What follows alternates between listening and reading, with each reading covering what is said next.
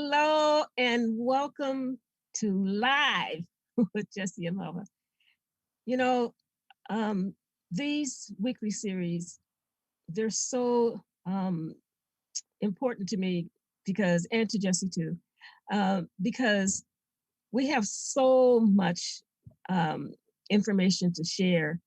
And we figured with all these years of all the personal and professional and spiritual work that we've done, we've accumulated a lot of knowledge and to apply in our own relationship, to apply in our profession, um, to apply in our day-to-day relationships. I mean, the people at the store, I almost said the cleaners, but we haven't been to the cleaners in years, um, because we know the value of everyday relationships.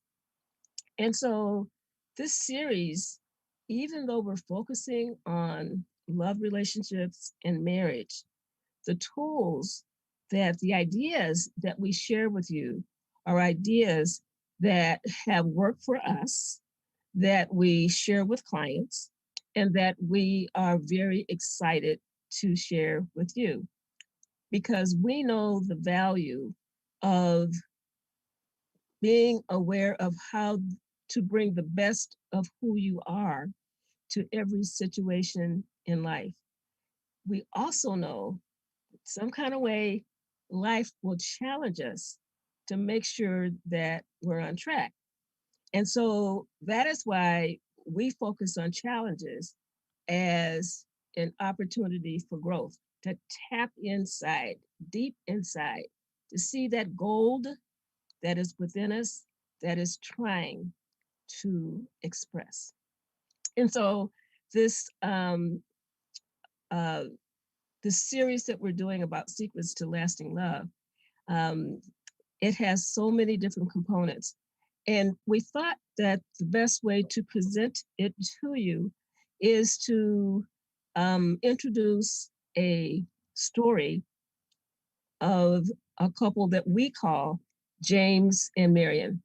So it's not any particular client um, or even family member that we know of. It's a composite of the theme of what we have seen in relationships and the themes of what we have discovered that keep people stuck. Because, sometimes people just don't know what they don't know. And when a person operates with only what they know how to do, especially in a relationship situation where they become reactive, they don't know that they're sabotaging themselves. And so we want to introduce a little bit of that to you today with secret number 2 for lasting love. And so let's look at last time. We introduced the couple, our composite couple, called James and Marion, and shared with you how their date nights would turn into argue nights.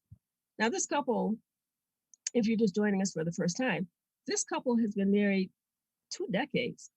They have 2 grown children. One is married with 2 children, and the other is a senior in college. And so they were looking forward to their golden years. And this is what we have learned about what happens when teenagers turn into adults and then they move away from home. That couples think, now we're going to have this wonderful, wonderful, wonderful life. And they can. And a lot of it is really good and rich. What happens many times is the unfinished business, things that were not addressed during the time that the children were home, bubble up when the adult children are gone. And so that's what happened to James and Marion. And they really love each other, and they're struggling, and they don't understand why they keep getting stuck at the same place over and over again. Why is it that they keep arguing all the time? And so they took the first step last time in making a decision to change. They did a pro and con list, pro of what was really working in the relationship, and conned what was not working. And the pros outweighed the cons by far. And so they both decided that they wanted to have a change, that they wanted to make a change. And so that was the first secret. The second secret is for James and Marion, and they already did the work, so we're sharing their story, is for James and Marion to understand who and what needs to change. So the who is easy. They both need to change. They need to change the way that they see the situation so that they can get to the root of the problem. We call it mining for gold, peeling back all the layers of what that wedge is between them. It's important for them to discover that there's a wedge within them as well. And before they can change it, it's real important that they understand it and become acquainted with it without judgment. So there is a way to turn their um, date night that turned into argue night to argue night that turns into date night, what they really want to change, what they really want to experience. And so, one thing, so here's the first thing, or actually the second thing, and the second secret for them in terms of change. And that is, it's important for them to understand their psychology. And what I mean by that is that when people are stuck in arguments, in the same old argument over and over and over again, um, there's something bigger going on, and it is unconscious. So the psychology that is important for them to understand is the unfinished business that both of them brought into the marriage over 25 years ago. That was never addressed. Now, well, they went to counseling a couple of times, so they know a little bit about it, but they stopped going because they thought that they had it nailed down. It didn't occur to them that since they were stuck again, to go back and get some help. Well, actually, they did, and so in understanding their psychology, that's still operating within them, and also in the background of their interactions with each other. So the psychology of the brain that I'm referring to, the psychology that I'm referring to them relates to a very specific part of the brain that is operating. It's a primitive part of the brain. It's the root part of the brain back here. And it operates 24 hours a day, 7 days a week, and doing its job. And what is his job? His job is to scan the environment. So the environment of the relationship, environment of their interactions, to determine what is safe and what is threat. What is the threat? So when they're feeling safe, meaning feeling connected and close and what have you, they have a wonderful time. They have a wonderful time. And since this unfinished business has been identified, the least little thing can set them off. Now, what they discovered when they peeled back the layers operating beneath the surface of their arguments is that not only was that primitive part of the brain scanning, it was well, the two things that I mentioned were scanning for emotional safety and scanning for danger. So they discovered that when they were arguing, there was a part of their being that sensed a sense of danger. And actually, it was because when people are arguing, there is a threat to the connection because then people are not feeling so good with each other.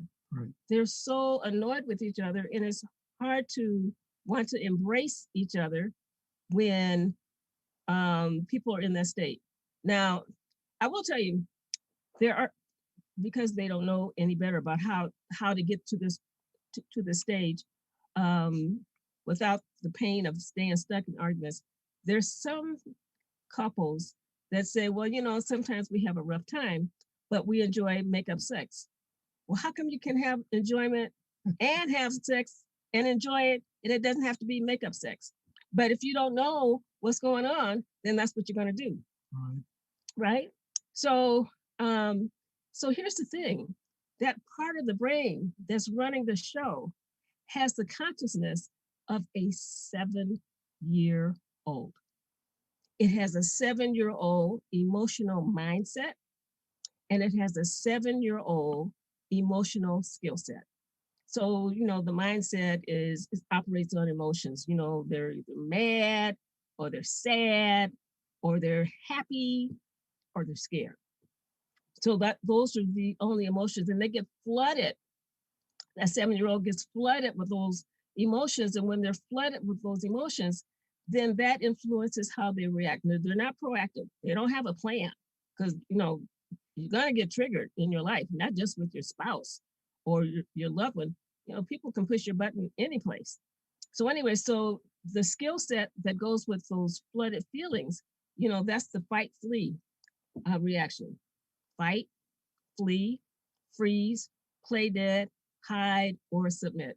And we often say, if a person gets to a place where they submit, and they submit under the umbrella of being reactive, it's going to be hell to pay for the person that they're upset with, because the person probably thinks that um, they won the war. But if a person is submitting in those kind of situations, it gets worse. And Melva, and all of those of you who are listening, the unfortunate thing is that most people aren't really sure about why they're being triggered. Mm-hmm. There's something, and the unfortunate thing too is they get triggered over and over and over again on the same thing, but they have not taken the time or don't have the wherewithal to be able to figure out on their own, why am I being triggered over this particular issue? What's the root to that?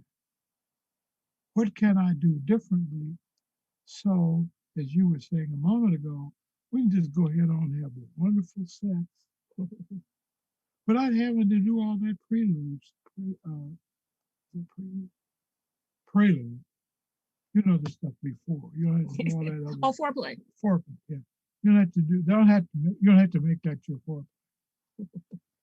And once you figured out why you're being triggered, uh, and you understand that, what that means is you don't have to do that as often anymore. Yeah, you can get to the pleasure Get to the much pleasure faster. and push and get past the pain. Yeah, yeah. And here's the thing, the part I would call it sad.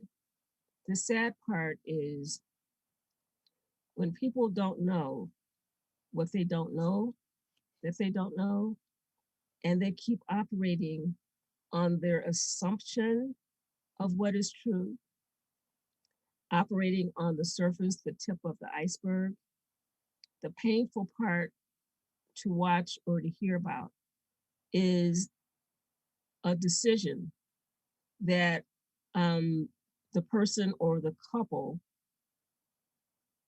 when invited, refused to go deeper to find out the bigger picture, because people get stuck in right and wrong, good or bad, finger pointing, criticizing, judging, all that kind of stuff. And it makes things worse. And when that's all you know, that's all you're going to do. And I can't tell you the number of times that, and you've experienced it too, in our professional life and our personal life, where people are having a hard time together. It could be family members, it could be siblings, it could be parent child situations, along with love relationships, that the person who was the most upset refused to see their contribution Right. to the upset. Right. Because when a person pushes your button, that's an invitation to become reactive. Mm-hmm. You can RSVP in your mind and decide that you know you're going to get triggered by somebody in some kind of way. Your RSVP for yourself is that I'm not going to accept the invitation. I'm just not going to accept it. I'm going to take a look inside and see what's going on within. So that's what happens. That's why we're encouraging getting to know the 7-year-old inside, because when James and Marion, now, when they first started off, and a lot of people do this, I think we did that a little bit too. And that is, instead of looking for the 7-year-old within, the focus began looking at the 7-year-old and the other person and talking about how awful that 7-year-old was kind of thing. That made things worse. You can't do, Marion and James could not do the other person's inventory. They had to do their own inventory, which is secret number 2. Secret number 2 is to find out that about that 7-year-old. Because what you want to do, I mean, it's been doing its job since it was 7 years old. So it has more seniority than the logical part of you that developed when you were 23 to 24 to 25. It has a whole lot more seniority. That means it has a lot more power. And so it's so important not to judge that part. It's important to get to know that part, to understand its role, and to have compassion for the role because it's doing its job, and to come up with ways that you can give that 7-year-old a new job. Because if the 7-year-old is running how you function in the relationship, it's like giving your keys to a 7-year-old child and allowing them to drive your brand new car. Now, how many of us would do that? Well, actually, I saw, um, I don't know if it was on the news or something like that, well, I saw 2 different things. No, I think this was the same one. A 10-year-old got the keys, and I don't even know how they could reach the gas pedal. I think it was his father's truck, and he was just driving all over the place. Didn't know what the heck he was doing. And thank God, I think he ran into something, and I think that's how the truck stopped. And actually, that's what happens in relationships too sometimes with that 7-year-old. That when that 7-year-old runs rampant around everything, it causes a lot of chaos. That's why arguments become so intense sometimes. Yeah. Because both people are out of control. So it's important to know why. What is going on beneath the surface. So anyways, so we recommend getting to know your 7-year-old. So here's what James and Marion did. That's what I was going to tell you before I went off on a tangent. Here's what James and Marion did. They did decide to take their own inventory. And so they gave themselves a week to journal every time they got triggered. And what they journaled was what they were feeling, what they were thinking, and they were mostly, the first impulse was the negative thinking they had about the other person. And we encouraged them to also journal what it was they were thinking about themselves. Because many times the negative self-talk has a lot to do with and this needs monitoring, has a lot to do with how powerless a person feels, um, how unworthy a person feels about having something better, how a person settles for being in a negative situation over and over again. So they journal both how they were thinking. And then they added to the journal how they reacted, whether it was the fight, leave, free, whatever it was.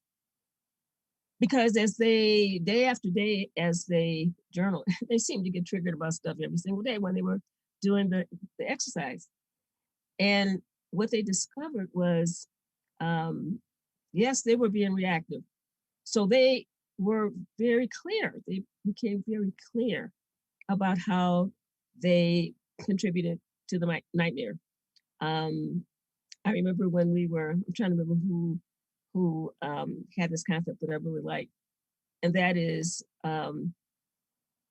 when communication breaks down, both people contribute to the nightmare. Right. When communication is built up and people connect, both people are contributing to the dream. And so that is James and Marion's goal as they continue to navigate this course toward healing and growing in this particular area that they don't know what it is yet. Because when they heal and grow in this area, then they are going to tap into more qualities that they have within. And I'm thinking as you're talking that since it is unconscious things that trigger these outbursts and so on, that while it's only the two of them have created this nightmare, and only the two of them can provide a mutually satisfying solution. It's true. So you're not going to find it outside yourself. You can try all kinds of stuff. You can go to the mall and spend all the money you have today, tomorrow, next month. And it may make you feel good for a minute, but it still doesn't solve the basic problem. You still got to come back to yourself and to address the issue about the real question is, how am I contributing to this nightmare? Right. And what is it I need to do my part in correcting it? Yeah. Yeah. And it takes courage to look within. Oh, yeah. Without judgment. Oh, yeah, because it's far better, we think, many of us think. I can't be participating in this in any way. Look what a wonderful person I am. Who would not want to be with me and give me all the things I want? But in reality, you are contributing in some way to the nightmare. And it's your responsibility to figure out what that is and change it. And there's a way to do it with compassion.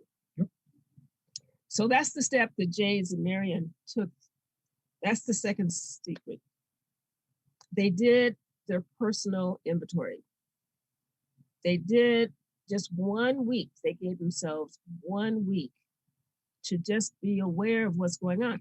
Because when they saw a theme through the 7 days in terms of the feelings and the thoughts and the actions. And actually there's really more layers than that are beneath the surface. But we wanted them to start, I don't want to call it start small, but this process requires baby steps, because if you try to do too much at the same time, you get overwhelmed. The 7-year-old gets overwhelmed, and then you just go into reaction mode. So they took that step, and they were glad that they did in terms of what they learned about themselves. They have more to learn, but they're on target with this particular step. So that's the second secret. Okay, so it's your turn. So our question to you is, do you know the 7-year-old that lives within you? Do you know that part of you that's running the show, that has a limited view, has tunnel vision just on survival? And in that frame, the way that that part of you shows up sabotages any kind of closeness and connection that you would want to have, because it operates on a 7-year-old level consciousness. So if you don't know that 7-year-old, we invite you to go within and do some exploring with curiosity. Would you be willing to journal? Because we're going to share the third secret next time. Would you be willing to just journal for just 1 week? Situations in which anything that triggers you, it could be something tiny. And it doesn't necessarily have to be with your spouse, but especially with your spouse or the person that you're in a love relationship with. Be sure to jot those down. But if somebody else triggers you in another situation and your spouse didn't, or your mate didn't, journal that and what your experience was with that. And then at the end of the week, review what you wrote, because that is the 7-year-old within you trying to support you at a 7-year-old consciousness. And here's the ground rule: no judgment. It's important to be in a no judgment zone. Because sometimes, when you take a look, when you take a peek, sometimes it's a little bit embarrassing, but it's your personal inventory. Nobody has to know. And it's so freeing. Once you uncover these hidden characteristics and all about your inner child, and you to figure out why it is that you are responding and reacting the way that you do, you're talking about lifting a huge bit of unpleasantness off your shoulders. Mm-hmm. And you will be so grateful and appreciative of the fact that you did that. And yes, it does take courage, it does take time. But I will say to you, we will say with you, it's all worth it. Yeah. It's all worth it. So come on in and join the rest of us. Right. And if you would like support in getting started, we're still offering free telephone consultations to support you to have a jump start.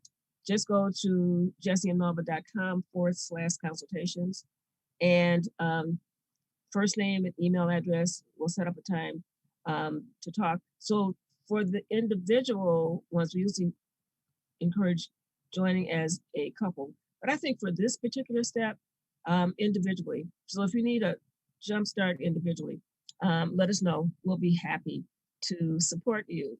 And thank you once again for joining live with Jesse and Melva. We are looking forward to next time. And if you have any questions, you can put them in the chat box, or you can ask a question in the jesseandmelva.com consultation, or I think it's placed a question there. Or if you're in our Facebook group, is free. Tips for Jesse and Melva. No, tips for success in love and marriage. So the people who are already in the group, feel free to ask questions. We'll be happy to support you. Till next time, take care.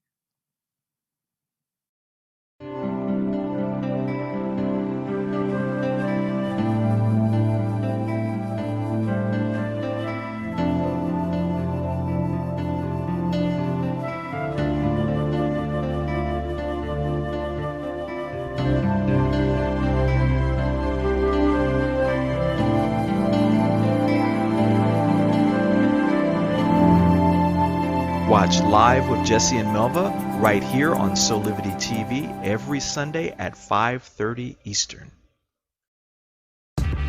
Solivity Magazine brings you the best in inspiration on Solivity TV. Check out our new shows.